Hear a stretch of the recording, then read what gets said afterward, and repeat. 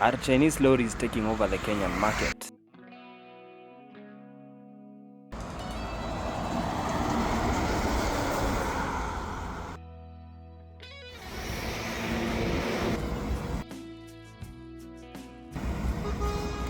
Gone are the days when we had trucks like the Scania, the Mercedes, the Isuzu taking over the transport business here in Kenya, because we have new players from the Chinese market. That is a Sinotruk HOWO.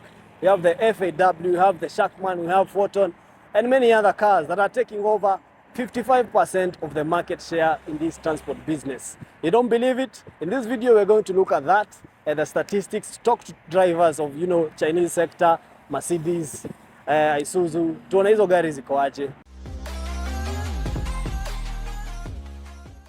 To understand how we got here, we need to go back about 10 years. Kenya was booming, the government was building roads, dams, and the standard gauge railway. And who did they hire to do the work? Chinese contractors. And what did those Chinese contractors bring with them? Their own trucks. They weren't just any trucks, they were whole heavy-duty trucks, engineered to handle Africa's toughest terrain. And Kenyans saw them working. Day after day, these trucks were hauling massive loads across rough roads and they didn't break down. Then something happened. Transport operators started asking questions. If these trucks can handle Chinese construction sites, why can't I buy one for my business? And that's when the floodgates opened. By 2023, Chinese truck brands were no longer a novelty. They were becoming mainstream. And by 2025, something remarkable happened. Sinotruk partnered with Kenya vehicle manufacturers to start assembling trucks locally. That's not an import strategy, that's a long-term commitment to the Kenyan market. Now let's talk numbers, because numbers don't lie. In the first 10 months of 2025, Chinese brands captured 7.4% of Kenya's new vehicle market. That might sound small, but consider this.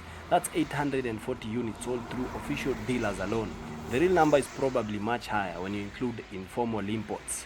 But here is where it gets really interesting. In the heavy truck duty segment, the lorries, the tippers, the construction trucks, Chinese brands led by Sinotruk now control approximately 55% of the market, in a market that was dominated by Chinese brands for decades. Between January and September 2025 alone, Sinotruk sold 335,000 vehicles globally, up 22.8% year on year. And their heavy-duty truck exports rose to 24% to 111,000 units. This isn't a trend, this is a market transformation. But statistics are one thing, real experience is another. So I went out and talked to 3 drivers, each one operating a different truck.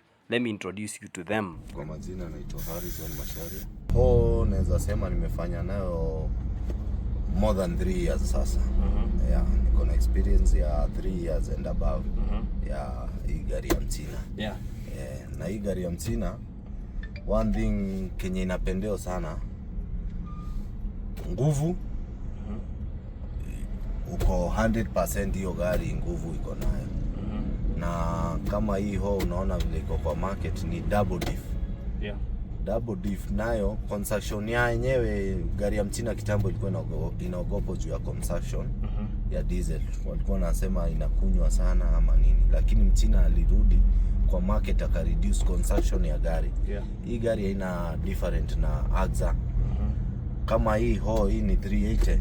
Yeah. Hii gari ndio ilikuja, kuna 371, 380 na 400. Hii gari ndio imekuja kufukuza marketing ya AXA, Mercedes, juu watu wana prefer kuchukua hii gari kuliko kuchukua hiyo Mercedes Benz. Yeah. Ute maybe ina market ile inaenda high cost na concession ni all the same. Yeah. Okay, tunaweza kuambia ni reliable. Juu mostly watu ukitembea kwa hizi barabara zetu highway, hii gari ni very rare upate iko na breakdown. Yeah. So guys, hapa niko na Mercedes truck driver. Utatuambia jina zako. Majina ni Samuel Gitau. Na wewe kwa hii story ya trucks. Yeah. Unadhani kwa nini hizo HOWO ni mingi hivyo? Sababu ya cheaper. Mercedes. Mercedes ukinunua iko na bei kuliko HOWO. Yeah. Kwa mafuta unaweza pata zote zina consume the same. Na unapata watu wanapenda hiyo HOWO juu ya kuinunua na maintain. Yes. Sababu Mercedes spare zake ziko expert na HOWO ziko expert. Na hiyo ndio Side hiyo ndio maana watu wanapenda hoho kuliko Mercedes. Na wamezinunua sana. Nimeona ziko mingi sana. So wewe sasa ukiamua kuanzisha nini ya transport, unachukua Mercedes, Scania ama nimeona pia kwa China Chinese kuna HOWO, kuna hiyo FAW, kuna SHACMAN, ziko kadhaa. Unaweza chukua gani, side za China ama hii ya kina Mercedes? Unaweza nunua side, unaona kama zingekuwa zinakaribiana bei, unachukua Mercedes. Lakini for now ile bei yake iko chini, huwezi chukua na unafanya kazi muda na hiyo gari unaiuza inakuondokea. So watu wengi wananunua hiyo wakifanya biashara wanaiuza before ianze mashida. So guys, we have found an Isuzu driver. He's going to tell us his experience between Isuzu lorry in ya kubeba mchanga, as you can see, compared to the Chinese sector. Majina yangu ni Ray. Mimi siwezi compare Isuzu na HOWO ama China company za magari kwa nini? One thing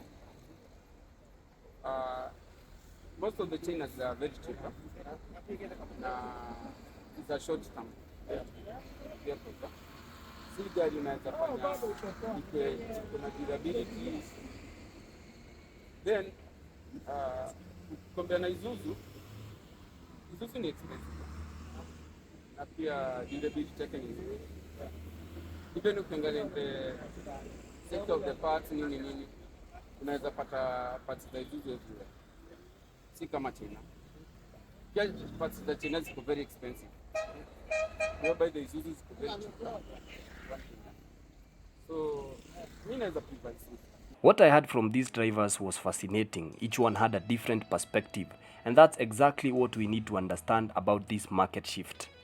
So let's break down the comparison. If you're a transport operator in Kenya right now, you're probably asking yourself, should I buy a HOWO or stick with an Isuzu? Let's look at the key factors. Price. A HOWO heavy-duty truck costs between 6 million to 12 million, depending on the model and specifications.